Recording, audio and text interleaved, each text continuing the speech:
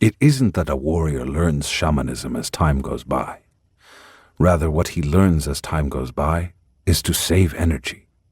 This energy will enable him to handle some of the energy fields which are ordinarily inaccessible to him. Shamanism is a state of awareness, the ability to use energy fields that are not employed in perceiving the everyday life world that we know. In the universe, there is an immeasurable, indescribable force which shamans call intent, and absolutely everything that exists in the entire cosmos is attached to intent by a connecting link. Warriors are concerned with discussing, understanding, and employing that connecting link. They are especially concerned with cleaning it of the numbing effects brought about by the ordinary concerns of their everyday lives. Shamanism at this level can be defined as the procedure of cleaning one's connecting link to intent. Shamans are vitally concerned with their past, but not their personal past. For shamans, their past is what other shamans in bygone days have accomplished. They consult their past in order to obtain a point of reference. Only shamans genuinely seek a point of reference in their past. For them, establishing a point of reference means a chance to examine intent. The average man also examines the past, but it's his personal past he examines for personal reasons. He measures himself against the past, whether his personal past or the past knowledge of his time, in order to find justifications for his present or future behavior, or to establish a model for himself. The spirit manifests itself to a warrior at every turn. However, this is not the entire truth. The entire truth is that the spirit reveals itself to everyone with the same intensity and consistency, but only warriors are consistently attuned to such revelations. Warriors speak of shamanism as a magical, mysterious bird which has paused in its flight for a moment in order to give man hope and purpose. Warriors live under the wing of that bird, which they call the bird of wisdom, the bird of freedom. For a warrior, the spirit is an abstract only because he knows it without words or even thoughts. It's an abstract because he can't conceive what the spirit is. Yet without the slightest chance or desire to understand it, a warrior handles the spirit. He recognizes it, beckons it, entices it, becomes familiar with it, and expresses it with his acts. The average man's connecting link with intent is practically dead, and warriors begin with a link that is useless because it does not respond voluntarily. In order to revive that link, warriors need a rigorous, fierce purpose, a special state of mind called unbending intent. The power of man is incalculable. Death exists only because we have intended it, since the moment of our birth. The intent of death can be suspended by making the assemblage point change positions. The art of stalking is learning all the quirks of your disguise, and learning them so well that no one will know you are disguised. For that you need to be ruthless, cunning, patient, and sweet. Ruthlessness should not be harshness. Cunning should not be cruelty. Patience should not be negligence. And sweetness should not be foolishness. Warriors have an ulterior purpose for their acts, which has nothing to do with personal gain. The average man acts only if there is the chance for profit. Warriors act not for profit, but for the spirit. The shaman seers of ancient times, through their seeing, first noticed that any unusual behavior produced a tremor in the assemblage point. They soon discovered that if unusual behavior is practiced systematically and directed wisely, it eventually forces the assemblage point to move. Silent knowledge is nothing but direct contact with intent. Shamanism is a journey of return. A warrior returns victorious to the spirit, having descended into hell, and from hell He brings trophies. Understanding is one of his trophies. Warriors, because they are stalkers, understand human behavior to perfection. They understand, for instance, that human beings are creatures of inventory. Knowing the ins and outs of a particular inventory is what makes a man a scholar or an expert in his field.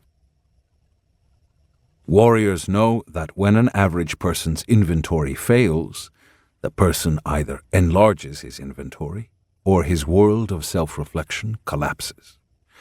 The average person is able to incorporate new items into his inventory if the new items don't contradict the inventory's underlying order. But if the items contradict that order, the person's mind collapses. The inventory is the mind. Warriors count on this when they attempt to break the mirror of self-reflection. Warriors can never make a bridge to join the people of the world, but if people desire to do so, they have to make a bridge to join warriors. In order for the mysteries of shamanism to be available to anyone, the spirit must descend onto whoever is interested. The spirit lets its presence by itself move the man's assemblage point to a specific position. This precise spot is known to shamans as the place of no pity. There really is no procedure involved in making the assemblage point move to the place of no pity. The spirit touches the person, and his assemblage point moves. It is as simple as that. What we need to do to allow magic to get hold of us is to banish doubts from our minds. Once doubts are banished, anything is possible. Man's possibilities are so vast and mysterious that warriors, rather than thinking about them, have chosen to explore them with no hope of ever understanding them. Everything that warriors do is done as a consequence of a movement of their assemblage points, and such movements are ruled by the amount of energy warriors have at their command.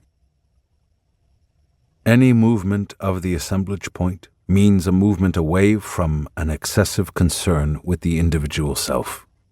Shamans believe it is the position of the assemblage point which makes modern man a homicidal egotist, a being totally involved with his self-image. Having lost hope of ever returning to the source of everything, the average man seeks solace in his selfishness. The thrust of the warrior's way is to dethrone self-importance, and everything warriors do is directed toward accomplishing this goal. Shamans have unmasked self-importance and found that it is self-pity masquerading as something else. In the world of everyday life, one's word or one's decisions can be reversed very easily. The only irrevocable thing in the everyday world is death.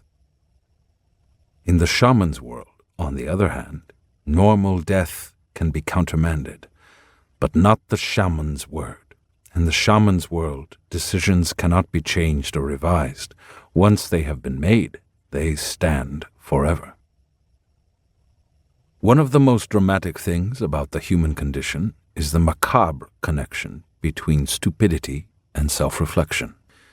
It is stupidity that forces the average man to discard anything that does not conform with his self-reflective expectations. For example, as average men, we are blind to the most crucial parts of knowledge available to a human being, the existence of the assemblage point and the fact that it can move. For the rational man to hold steadfastly to his self-image ensures his abysmal ignorance. He ignores the fact that shamanism is not incantations and hocus-pocus, but the freedom to perceive not only the world taken for granted, but everything else that is humanly possible to accomplish. He trembles at the possibility of freedom, and freedom is at his fingertips. Man's predicament is that he intuits his hidden resources, but he does not dare use them. This is why warriors say that man's plight is the counterpoint between his stupidity and his ignorance. Man needs now more than ever to be taught new ideas that have to do exclusively with his inner world. Shaman's ideas, not social ideas. Ideas pertaining to man facing the unknown, facing his personal death. Now, more than anything else, he needs to be taught the secrets of the assemblage point.